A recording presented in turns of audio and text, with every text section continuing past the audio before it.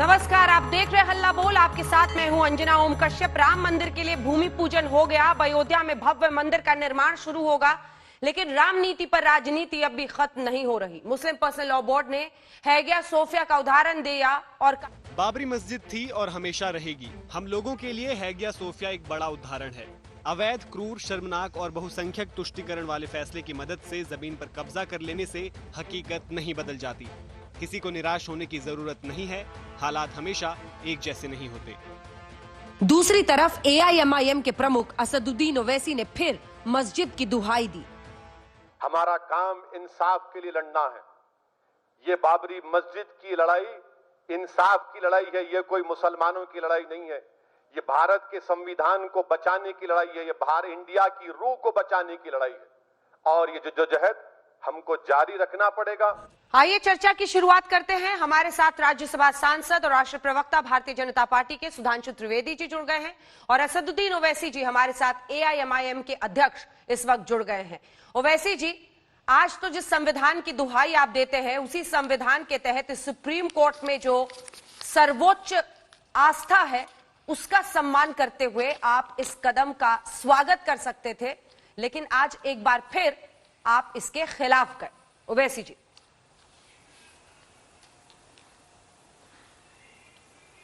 Madam, अगर मैं खिलाफ गया तो फिर आप किसी से कह दीजिए कि मैं सुप्रीम कोर्ट का कंटेम्प्ट किया हूं। मैंने सुप्रीम कोर्ट का कंटेम्प्ट ना कभी किया है ना कभी करूंगा। जब बात कंटेम्प्ट की आप कर रहे हैं तो आप ये भी जान लीजिए कि बाबरी मस्जिद को शहीद होकर कितने साल गुजर गए, अभी तक सुप्रीम कोर्ट में वो कंटेम्प्ट पिटीशन पेंडिंग है और उम्मीद करते हैं कि सुप्रीम कोर्ट जल्द से जल्द उस कंटेम्प्ट पिटीशन की सुनवाई करेगा। मैं शुरू से इस बात को कह रहा हूं कि सुप्रीम कोर्ट का फैसला आखिरी जरूर है। हम सुप्रीम कोर्ट के फैसले को रिस्पेक्ट करते हैं, मगर हम उससे मुत्तफिक नहीं है। अब रहा सवाल आज प्रधानमंत्री का उस फंक्शन में जाना, मैंने 2 प्रोग्राम आपके साथ किए और मैंने हमेशा उस बात को दोहराया कि बेहतर होता कि संविधान की दुहाई तो प्रधानमंत्री दे रहे हैं, मगर संविधान उनसे इस बात का डिमांड करता है कि वो किसी एक मजहब के ना हो जाएं। आज प्रधानमंत्री ने वहां पर जाकर साफ तौर से पूरे देश को बता दिया कि वो सिर्फ एक मजहब के हैं, एक ही मजहब की आइडियोलॉजी को प्रमोट करेंगे। वहां पर भूमि पूजन में हिस्सा लेकर प्रधानमंत्री ने हिंदू राष्ट्र की बुनियाद भी डाल दी वहां पर। और सबसे बड़ी अफसोस की बात तो यह है कि कोई प्रधानमंत्री के उस बयान पर कोई ऑब्जेक्शन नहीं ले रहा है कि प्रधानमंत्री आज अगस्त 5 को अगस्त 15 से मिला रहे हैं। कितनी बड़ी तौहीन प्रधानमंत्री ने कर दी देश के उन फ्रीडम फाइटर्स के ताल्लुक से। तमाम लोगों ने मिलकर तो 200 साल के अंग्रेजों की गुलामी के बाद इस देश को आजाद करवाया था और प्रधानमंत्री ने यह जुर्रत कर दी कि 15 अगस्त को 5 अगस्त से मिला दिया। प्रधानमंत्री कैसे कह सकते हैं कि एक मंदिर इस देश का सिंबल है? ना इस देश का सिंबल ना मस्जिद है, ना मंदिर है, ना गिरजाघर है। इस देश का सिंबल इसका भाईचारा की है। इस देश का सिंबल इसका सेकुलरिज्म है। ये इस देश का सिंबल है। मगर प्रधानमंत्री पूरी तरीके से कोशिश कर रहे हैं कि देश को हिंदू राष्ट्र बनाया जाए। और आज आप देखते हैं कि मोहन भगवत किस कैपेसिटी में वहां पर बैठे रहे मैडम, और मोहन भगवत ने क्या कहा? New India. कौन सा न्यू इंडिया? वो न्यू इंडिया जहां पर अक़लियतों के और मुसलमानों की जिंदगी और मौत के फैसले मेजॉरिटी कम्युनिटी करेगी। आप सुप्रीम कोर्ट के फैसले की बात करते हैं मैडम। सुप्रीम कोर्ट ने जब ट्रस्ट बनाने की बात की, क्या सुप्रीम कोर्ट ने कहा कि उसे पॉलिटिशियन को रखें? यह भी तो वायलेशन हुआ ना सुप्रीम कोर्ट के जजमेंट के स्पिरिट का कि पॉलिटिशियंस को वहां पर बुलाया गया है। ठीक है, 3 मुद्दों पर उन्होंने अपनी बात रखी है। जवाब आपको सुधांशु जी देंगे। उनका कहना है कि प्रधानमंत्री आज हिंदू राष्ट्र की नींव रखने के लिए वहां पर गए थे। उनका यह कहना है कि आखिर 15 अगस्त से 5 अगस्त को मिलाकर जब प्रधानमंत्री ने कहा कि आज राम जन्मभूमि आजाद हुई है, तो ये कौन सी आजादी है जिसकी वो बात कर रहे थे? किससे आजादी? और तीसरी बात वो कह रहे हैं कि आखिर किस स्टेटस से वहां पर संघ प्रमुख आज पहुंचे थे। तीनों सवालों का इसमें शामिल हो रहा है। आप इतिहास बता रहे हैं, आप भूगोल समझा। सुधांशु जी, आप सबसे पढ़े लिखे जानकार इंटेलेक्चुअल हैं बीजेपी में, सिर्फ आप ही हैं। मैं आपसे पूछ रहा हूं कि जब नाथुराम गोडसे ने गांधी को गोली मारी तो गांधी ने कहा था है राम, और गोडसे के साथ सावरकर भी इस कॉन्स्पिरेसी में शामिल थे, जिसको जस्टिस कपूर कमीशन ने बताया कि सावरकर भी गांधी के कत्ल में को कॉन्स्पिरेटर थे। सुधांशु जी, जब गांधी ने हे राम कहा और मारने वाले के साथ सावरकर, आपकी सावरकर से कितनी मोहब्बत है मैं जानता हूं। दूसरा बात सुधांशु जी, आपने उठाया कि संविधान जो पहली किताब बनाई गई थी उसमें राम सीता की तस्वीर है। बिल्कुल सही है। सुधांशु जी, आप ये क्यों भूल जाते हैं कि उसी किताब में टीपू सुल्तान की तस्वीर है, अकबर की तस्वीर है, गौतम बुद्ध की तस्वीर है, गुरु नानक की है।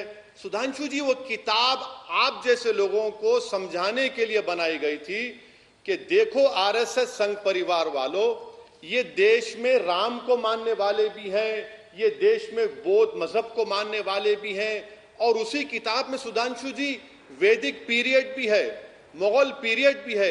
सुधांशु जी, इतने पढ़े लिखे आप हैं और आप इस तरह के जवाब दे रहे हैं, मुझे हरगिज आपसे उम्मीद नहीं थी। आप मेरे सवालात का जवाब नहीं दे रहे हैं, इसीलिए आप इसको दूसरी जानिब लेकर जा रहे हैं। मगर मैं आपका शुक्रिया अदा करता हूं कि आपने अपनी लाइल्मी का इजहार किया है। आप इसको मैं बताना चाह रहा हूं, आपसे फिर से पूछ रहा हूं कि भारत सरकार का कोई रिलीजन है, बता दीजिए, क्योंकि आप भारत सरकार की तरफ से ही बैठे हैं। क्या नरेंद्र मोदी की गवर्नमेंट का कोई रिलीजन है, आप बता दीजिए। क्या संविधान ये कहता है कि देश का मजहब ये है?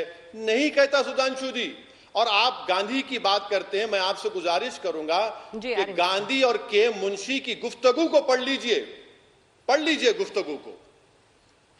सुधांशु जी, हाँ, मैं बताता हूं ओवैसी साहब, भारत की सरकारों का रिलीजन रहा है। और बताता हूं, हिंदू राष्ट्र तो नहीं, आंशिक मुस्लिम राष्ट्र तो ये है। जब शरीयत के कानून को इंप्लीमेंट करने के लिए सर्वोच्च न्यायालय का नियम बदला गया, तो वो मुस्लिम राष्ट्र की अवधारणा नहीं थी कि वो क्या थी, बोलिए। तब कोई एक शब्द निकला था सेक्युलरिज्म के चैंपियनों के मुंह से कि उस औरत को 80 रुपया नहीं मिलना चाहिए। चूंकि धार्मिक मामला है, तो वो शरीयत का लॉ किसने लागू किया? भारत की संसद ने। यस, आवाज। 4 बीवी का नियम किसने रखा? मुस्लिम पर्सनल लॉ बोर्ड अडॉप्ट किया भारत की संसद ने। अब बोलिए जनाब। और भारत के प्रधानमंत्री स्वर्गीय नरसिम्हा राव ने कांग्रेस में प्रस्ताव पारित करके कहा, तथाकथित बाबरी मस्जिद हम फिर बनाएंगे। जहां तक मेरी जानकारी है, इस्लामी मान्यता के अनुसार गैर मुस्लिम नहीं बना सकता, काफिर को हक नहीं है मस्जिद तामील करने का। मगर मुलायम सिंह यादव ने भी कहा था कि हम मस्जिद बनवाएंगे। अब ये मजहब नहीं दिख रहा था आपको, ये तो मुस्लिम राष्ट्र के अंश दिख रहे थे। बस यही समस्या है। हिंदू राष्ट्र का एक हवा, अरे साहब जनाब ये समझिए, हिंदू राष्ट्र का एक हवा और मुस्लिम राष्ट्र साक्षात दिख रहा है। ये क्या था? ये धर्म नहीं था तो और क्या था मान्यवर? वो कह रहे हैं इसलिए मैं कहता हूं, ठीक है, वो कह रहे हैं ओवैसी साहब कि आंशिक मुस्लिम राष्ट्र रहा, मुस्लिम तुष्टीकरण इस हद तक हुआ। शाहबानो का केस उन्होंने कोर्ट किया और तब किसी भी सेक्युलरिज्म के चैंपियन ने ये बात नहीं की कि कैसे सब कुछ पलट दिया गया इस देश की संसद द्वारा, जो कोर्ट ने कहा था। तब किसी को नहीं समझ में आया। वो कह रहे हैं मुस्लिम तुष्टीकरण की वजह से शरीयत का नियम लागू करने के लिए पलटा है। जी, वो कह रहे हैं मुस्लिम तुष्टीकरण होता रहा तो सब कुछ ठीक था, सेक्युलर था देश। आज जब कोर्ट के फैसले के आधार पर मंदिर बन रहा है तो आपको लग रहा है, सबको लग रहा है कि ये तो अनर्थ हो रहा है। मैडम, आपका शुक्रिया कि आपने उनका सवाल दोहरा दिया, क्योंकि सुधांशु साहब की बात बिल्कुल मुझे आ नहीं रही थी। सुधांशु जी, जहां तक मुस्लिम पर्सनल लॉ कानून का मामला है, वो तो हमारे कानून का हिस्सा है ना, वो तो हमारे कानून का हिस्सा है, वो इंडियन लॉ है। आप उस पर क्या करना चाहेंगे, बता दीजिए आप। हमने उसको लॉ माना। आप बात करते हैं शाहबानों की। सुधांशु जी, शाहबानों का जो उसके बाद जो कानून बनाया गया, उसको सुप्रीम कोर्ट ने एक जजमेंट में उस कानून को माना। सुधांशु जी, आप आज बड़े तैयारी करके नहीं आए हैं, आप 1200 साल की गुलामी करते। सुधांशु जी, आप मैथ्स में इतना वीक क्यों है? अगर आप, चलिए आपकी बात को मान लेता हूं, भाई मुसलमानों ने जो मुगल थे, जो खिलजीज थे, भाई वो 450 साल थे सुधांशु जी। अब आप बताइए कि फिर जो बचे 600 साल हैं, 550 साल है, वो कहां गए? सुधांशु जी, क्या आप ये भी कह रहे हैं कि आप उसको गुलामी का पीरियड मारते जब बौद्ध मजहब के लोग थे, जैन मजहब के लोग थे, उसको भी गुलामी मानते हैं आप? ये पहली मर्तबा मालूम हो रहा है। और सुधांशु जी, आप एक बात, आप पढ़ के क्यों नहीं आए आज? आप समझ में नहीं आ रहा कि आप इतनी हवाई बातें कर रहे हैं जिनका हकीकत से कोई ताल्लुक ही नहीं है। सुधांशु जी, अरे ओवैसी साहब, हवाई बात मैं कर रहा हूं या आप? मुस्लिम पर्सनल लॉ बोर्ड कब बना था? 1970 की संविधान में था मुस्लिम पर्सनल लॉ बोर्ड। आपने मान लिया ना कि कानून में शरीयत है, तो मेरी बात साबित कर दी। आंशिक मुस्लिम राष्ट्र था और संविधान में जब सेक्युलरिज्म की बात आई तो अब आइए पढ़ के बात करिए। संविधान सभा ने सेक्युलर शब्द स्वीकार किया था? नहीं। जब उसमें बहस हुई डॉक्टर अंबेडकर की अध्यक्षता में, Loknath Mishra, H.N.. Mukherjee, Pandit Jawaharlal Nehru, constituent assembly की डिबेट पढ़ लीजिए। क्या सवाल आया कि अगर अल्पसंख्यक होगा तो सेक्युलर नहीं हो सकता, क्यों? किसी सेक्युलर देश में माइनॉरिटी नहीं होता, और अगर माइनॉरिटी होगा तो सेक्युलर नहीं होगा, सेक्युलर होगा तो माइनॉरिटी नहीं होगा। पर कहा गया माइनॉरिटी रखना है, इसलिए सेक्युलर नहीं रखना है। सेक्युलर 1976 में जोड़ा गया जनाब, आप भूल गए। 42वां संविधान संशोधन, डेमोक्रेसी की हत्या करके सारे के सारे अपोजिशन को जेल में डाल के डॉक्टर अंबेडकर ने कहा था संविधान की प्रस्तावना, प्रीएम्बल ऑफ द कॉन्स्टिट्यूशन, संविधान की आत्मा है। उस आत्मा को बदल दिया गया जनाब। 70 में आया है मुस्लिम पर्सनल लॉ बोर्ड, और आप बड़े एलानिया कह रहे हैं कानून है। तो मेरी बात साबित कर रहे हैं ना कि कानून इस्लामिक नियमों को मान्यता देता है। हिंदू का तो कोई नियम हमने कभी कहा ही नहीं लागू कर रहे। हम तो कहते हैं मॉडर्न लॉ लागू करो। और बड़ी मजेदार बात है साहब, बहुत मजेदार बात है, आप ये बात कह रहे हैं जो आपने 1200 साल गुलामी की बात कही, आप भी लगता कुछ भूल गए। ये जैन और बौद्ध क्या 1200 साल पहले हुए थे? भगवान महावीर 569 बीसी और भगवान बुद्ध 569, भगवान महावीर 599 बीसी। जनाब 2700-2600 साल पहले हुए थे। और ये गुलामी उस दौर की गुलामी है जब कौन आए? अरब आए, तुर्क आए, अफगान आए, उज्बेक आए, ब्रिटिश आए, डच आए। आप सोच, मुझे समझ में नहीं आता उससे क्या रिलेशन। आपके लोग एलानिया कहते हैं कि साहब 800 साल हमने हुकूमत की, तो मतलब आप अपने को उन लोगों से मानते हैं जो तुर्क, मुगल, अफगान, मंगोल, इनसे कोई कनेक्शन मानते हैं क्या? चलिए वर्तमान पर आते हैं। ओवैसी जी, वर्तमान पर आते हैं। वर्तमान पर आते हैं। जब आप ये कहते हैं कि मस्जिद थी, है और रहेगी, Indian Muslim personal law board ये कहता है मस्जिद थी, है और रहेगी, तो क्या ये जहर घोलने के बराबर नहीं है? जिस तरह से सौहार्दपूर्ण तरीके से सुप्रीम कोर्ट के फैसले के बाद पूरे देश ने स्वीकारा, और उसी कोर्ट ने कहा है ना कि यहां पर मंदिर बनेगा। क्या आपका सवाल का आखिरी हिस्सा बोलिए। उसी कोर्ट ने कहा है ना कि यहां पर मंदिर बनेगा। उसी कोर्ट ने कहा है ना कि सरकार मस्जिद के लिए अलग से जमीन दे। उसी कोर्ट ने कहा है ना कि सरकार ट्रस्ट बनाए। मस्जिद कैसे है? मैडम, अगर मैंने ये कहा है, सुनिए मैडम, मैं अगर ये कह रहा हूं कि यहां पर मस्जिद है और थी और है और रहेगी, तो ये मेरा राइट है। इसमें कंटेम्प्ट कहां से आ रहा है बताइए आप? और मैं बोलता रहूंगा, जब कभी भी 5 अगस्त आएगा, जब कभी भी 6 दिसंबर आएगा, असदुद्दीन ओवैसी बोलता रहेगा ये बात को। ये उकसाने के बराबर नहीं है ओवैसी जी। सुधांशु जी, ओवैसी जी, आपको टोक कर एक सवाल पूछ रही हूं सर, काउंटर क्वेश्चन है। क्या ये लोगों को उकसाने के बराबर नहीं है? ये एक ऐसा मैटर जिससे अब आगे बढ़ने की जरूरत है, उसमें जहर घोलने के बराबर नहीं है। किसको उकसा रहे हैं आप? मैडम, किसी को उकसा नहीं रहे हैं, हकीकत बता रहे हैं। अगर 6 दिसंबर को 92 को सुधांशु जी की पार्टी सुप्रीम कोर्ट को झूठ बोलकर बाबरी मस्जिद को शहीद नहीं करती, तो क्या आज का फैसला आता? ये सुधांशु जी भी जानते हैं। और उमा भारती को बिठा लिया वहां पर जो एक्यूज हैं उस केस में। मैडम, एक बात प्लीज आप समझिए कि ये मेरा फ्रीडम ऑफ एक्सप्रेशन का राइट है। मैं इसको बोलता रहूंगा, उकसा नहीं रहा हूं। मैं किसी को नहीं कह रहा हूं कि खुदा ना खास्ता लॉ एंड ऑर्डर लो। मैडम, आप जानते हैं, आपके टीवी प्रोग्राम पर आपने कई न्यूज दिखाए हैं कि किसका नाम लेकर, गाय का नाम लेकर लुकमान को मारा गया परसों। कौन किसका नाम ले रहा है? और सुधांशु जी को मैं फिर से समझा रहा हूं, बड़ी इज्जत के साथ उनको समझा रहा हूं कि सुधांशु जी, मुस्लिम पर्सनल लॉ बोर्ड एक सोसाइटी एक्ट में रजिस्टर हुआ, मगर मुस्लिम पर्सनल लॉ है अभी कानून में भारत के। वो शरीयत, आप शरीयत को समझते नहीं है सुधांशु जी। आप शरीयत कहे जा रहे हैं। सुधांशु जी, जैसा हिंदू मैरिज एक्ट है, वही सिविल मैटर्स में यह भी है। क्या आप हिंदू मैरिज एक्ट को खत्म कर देंगे? आप बताइए, हिंदू मैरिज एक्ट है नहीं है?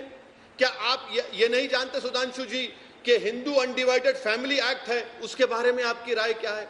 मैं आपसे बताने की कोशिश कर रहा हूं कि आपके पार्टी और प्रधानमंत्री ने आज वहां पर जाकर इस बात का सबूत दिया कि उनका मजहब, उनका रिलीजन सब पर सुपर इंपोज करेंगे।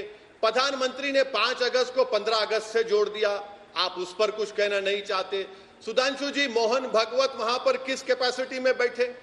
यही वो आरएसएस है जिसने विश्व हिंदू परिषद को 1960s में बनाकर राम जन्मभूमि की बात की। उससे पहले तो ना मालविया ने बात की, उससे पहले तो ना के मुंशी ने बात की। सुप्रीम कोर्ट का फैसला है, आखिरी फैसला हम रेस्पेक्ट करते हैं, मगर अगर मैं उससे मुत्तफिक नहीं हूं तो कोई कंटेम्प्ट नहीं कर रहा हूं। क्या सुधांशु जी की सरकार जाकर सुप्रीम कोर्ट से कहेगी कि जो कंटेम्प्ट पिटीशन इतने बरसों से सुप्रीम कोर्ट में पेंडिंग है, क्या उस पर सुनवाई होगी? सुनवाई करवाइए ना, क्यों नहीं करवाते कंटेम्प्ट पिटीशन पर सुनवाई? आप सुधांशु जी जवाब दीजिए। और संघ प्रमुख पर ये दूसरी तीसरी बार वो सवाल पूछ रहे हैं, उसका भी जवाब दीजिएगा। किसका? किस चीज का? संघ प्रमुख किस कैपेसिटी में वहां बैठे? संघ प्रमुख बता रहा हूं, मैं बता रहा हूं। संघ प्रमुख इसलिए वहां थे कि भारत का सबसे बड़ा संगठन यदि आज की डेट में कोई है किसी भी क्षेत्र में, मैं अंजना जी कई बार बोल चुका हूं, वनवासी क्षेत्र में सबसे बड़ा वनवासी कल्याण आश्रम, दलित क्षेत्रों में सबसे बड़ा सेवा भारती, विश्वविद्यालयों में सबसे बड़ा विद्या भारती, विद्यार्थी परिषद सबसे बड़ा धार्मिक संगठन विश्व हिंदू परिषद, और जितने भी अनुषांगिक संगठन हैं, अगर आप देखें वर्ल्ड में कोई एक संगठन नहीं जिसके 30,000 स्कूल हो, वो सब संघ के हैं। तो संघ इस समय सामाजिक जीवन के सबसे बड़े संगठन के रूप में है, तो सामाजिक प्रतिनिधित्व के रूप में था, उसमें क्या समस्या की बात है? इसलिए राम मंदिर के भूमि पूजन में बैठे सुधांशु जी, इसलिए क्योंकि वो सबसे बड़ा संगठन है और वो इसलिए कि वो सबसे तमाम वनवासी इलाकों में काम करते हैं। सबसे पहले राम जन्मभूमि का समर्थन किया था। इनसे पूछिए कि जब आपने स्वतंत्रता आंदोलन में स्वतंत्रता संग्राम सेनानियों को पेंशन दी थी तो सबको दे दी थी क्या? सिर्फ उन्हीं को दी थी ना जो स्वतंत्रता लड़े थे। आप कह रहे हैं कि जो लड़े नहीं थे बल्कि उल्टा खड़े थे, मतलब जो अंग्रेजों के पिट्ठू थे उनको भी स्वतंत्रता संग्राम सेनानी का पेंशन दिया गया था क्या? अब ये सवाल किया गया था कि ये क्यों आके बैठे हैं? ये बताइए ना। महात्मा गांधी के पास पूरी कैबिनेट गई थी। महात्मा गांधी न राष्ट्रपति न प्रधानमंत्री थे, न कांग्रेस के अध्यक्ष थे, न कैबिनेट के सदस्य थे। प्रेरणा के स्रोत थे, संघ प्रेरणा का स्रोत है। अब मैं दूसरी बात कहता हूं, जो इन्होंने कहा कि मस्जिद थी, तो मैं पूरी विनम्रता से कहता हूं ओवैसी जी से कि अगर उनको इस बात का दुख है कि कोई धार्मिक स्थल, वैसे टेक्निकली मस्जिद धार्मिक स्थल नहीं होता है, अगर फिर भी उसको लगता है कि उनको लगता है धार्मिक स्थल टूटने से हमें दुख है, तो वो कहे कि जितने भी मंदिर कश्मीर में तोड़े गए थे वो रेस्टोर करवाएंगे। उसके लिए भी बोला होता। धुबरी बरपेटा से लेके मल्लापुरम तक 92 के बाद जितने मंदिर तोड़े गए, आप कहते हैं कि हाँ ठीक है, उनका भी उद्धार दोबारा होना चाहिए, तो मैं मानता कि ईमानदारी है। और आपके तो सांसद, विधायक और छोटे भाई खुद कह चुके हैं 800 साल जिन्होंने हुकूमत की, तो मैं और किसी की बात नहीं कह रहा हूं, जिन्होंने खुद लिखा तजुके बाबरी में बाबर ने लिखा ये मंदिर मैंने तोड़े, आईने अकबरी में अकबर ने भी लिखा ये मंदिर तोड़े, फतवाए आलमगीरी में लिखा औरंगजेब ने मैंने ये मंदिर तोड़े, फतवते फिरोज शाही में फिरोज शाह तुगलक ने लिखा ये तोड़े। आप कहते हैं वो भी बहाल कर दो, ओवैसी जी, तब तो हम मानते हैं कि ईमानदारी है, अन्यथा वो सब तो रहेंगे और यथावत। और एक में आप कहेंगे, और फिर मैं ईमानदारी से कहता हूं एक बात और, आपने कहा कि बाबरी मस्जिद की कोर्ट निर्णय दे चुका है, मैं फिर कह रहा हूं और लाखों दर्शक देख रहे होंगे, बताइए बाबर ने कहीं लिखा कि मैंने मस्जिद बनाई? उसने तमाम चीजें लिखी, अपने तजुके बाबरी में लिखा नहीं, हुमायूं नामा में उल्लेख है नहीं, आईने अकबरी में उल्लेख है नहीं, जहांगीर नामा में नहीं, फतवाए आलमगीरी से आता है। और एक विदेशी ट्रेवलर आता है 1608 से 1611 विलियम फिंच, वो कोई इस्लामिक स्ट्रक्चर का उल्लेख नहीं करता। 1800 में जो जोसेफ टिफेंसलर आता है उल्लेख, ये सारे साक्ष्य कोर्ट में आ चुके हैं। फिर भी अगर आप मानते हैं तो मैंने अपना पहला वक्तव्य दिया, आप उन सारे धर्म स्थलों के लिए एक समान नीति अपनाइए, अन्यथा फिर आप एक आंख से देख रहे हैं। और अंत में फिर कहता हूं, बिल्कुल मुस्लिम पर्सनल लॉ भारत के कानून में मान्यता प्राप्त है और वो विशुद्ध इस्लामिक कानून से चलता है। इसीलिए मैंने कहा भारत आंशिक रूप से मुस्लिम राष्ट्र बनाया गया था। तो वैसे जी इसका जवाब। और प्रधानमंत्री तो खुद कहते हैं सर कि मैं संघ का सिपाही हूं। उन्होंने देश की संसद में कहा है, वो स्वीकारते हैं कि हम सब मिलकर संघ के लिए काम करते हैं, तो इसमें कोई पर्दादारी तो है नहीं। एक के बाद एक हर सवाल का जवाब देता हूं मैडम, क्योंकि वक्त बहुत कम है और आप थोड़ा टेक्निकल डिफिकल्टी से आवाज खराब आ रही थी, अब अच्छी आ रही है। जितना मैं सुन पाया सुधांशु साहब का मैं जवाब दूंगा। सुधांशु जी, आरएसएस का जो ओथ है, मैं आपको कोट कर रहा हूं DR गोयल राष्ट्रीय स्वयंसेवक किताब से। क्या आप जब आरएसएस का ओथ लेते हैं तो आप उसमें नहीं कहते कि मैं हिंदू रिलीजन के लिए काम करूंगा, हिंदू सोसाइटी के लिए काम करूंगा, हिंदू कल्चर के लिए काम करूंगा? क्या ये भारत का संविधान क्या ये कहता है? ये क्या भारत के संविधान में हिंदू रिलीजन की बात है, इस्लाम रिलीजन की बात है? अगर प्रधानमंत्री ये कहते हैं कि मैं आरएसएस का स्वयंसेवक ही हूं, इस देश का प्रधानमंत्री नहीं हूं, तो प्रधानमंत्री अपने ओथ का वायलेशन कर रहे हैं। प्रधानमंत्री अपने ओथ का वायलेशन कर रहे हैं और वो कह रहे हैं कि भाई इस देश का एक ही मजहब है जो मेरा मजहब है। अब रहा सवाल सुधांशु जी, आप वो तमाम मिसालें दिए, मेरे को एक सवाल का जवाब दीजिए सुधांशु जी, क्या आप काशी मथुरा को भूल चुके हैं? क्या आपके लोग काशी मथुरा के मसले को नहीं उठाएंगे? क्या आप ही के साधु संत ऑर्गेनाइजेशन ने बाबरी मस्जिद के इस जजमेंट के बाद सुप्रीम कोर्ट में केस नहीं डाला कि 1991 एक्ट जो है उसको खत्म करिए, वो सेकुलरिज्म के खिलाफ है, जिसको सुप्रीम कोर्ट ने कहा है कि इसका बेसिक स्ट्रक्चर से ताल्लुक है? आप बात कर रहे हैं कि मल्लापुरम से लेकर, सुधांशु जी यही तो हम कह रहे हैं ना कि आज बाबरी मस्जिद की जगह पर प्रधानमंत्री ने जाकर जो भूमि पूजन की, वो तो ये देश को बता रहे हैं कि भैया काशी भी बाकी है, मथुरा भी बाकी है, और वो 50,000 मसाजिद जो किसी जमाने में आपका मानना है कि मंदिर थे, वो सब पर अब बात होगी। यही तो हम कह रहे हैं कि आप इस चीज को इस्तेमाल करेंगे, अपनी कमजोरियों को छुपाएंगे। मेरे सवाल का जवाब आप क्यों नहीं दे रहे हैं कि क्या 5 अगस्त को 15 अगस्त से मिलाया जा सकता है? क्या इस देश का किसी एक मस्जिद और मंदिर किसी इस देश का सिंबल हो सकता है? आप बताइए ना। मैं आपसे कह रहा हूं कि ना मस्जिद, ना मंदिर, ना गिरजाघर इंडिया का सिंबल हो सकता है। इंडिया का सिंबल कॉन्स्टिट्यूशन है, इंडिया का सिंबल उस कॉन्स्टिट्यूशन का बेसिक स्ट्रक्चर है, इंडिया का सिंबल उसका भाईचारा है, ब्रदरहुड है, जिसको आप लोग खत्म कर रहे हैं। सुधांशु जी जवाब दीजिए। वो कह रहे हैं कि अयोध्या तो अभी झांकी है, काशी मथुरा बाकी है, अब इस राह पर चल निकलेंगे। एक बार आपको टोक रही हूं सर, मुझे इस वक्त अयोध्या सीधा जाना पड़ रहा है, जहां पर 29 साल पुराना ये सौगंध आज प्रधानमंत्री का पूरा हुआ है। वहीं से हमारे सहयोगी अभिषेक हमारे साथ जुड़ रहे हैं। अभिषेक,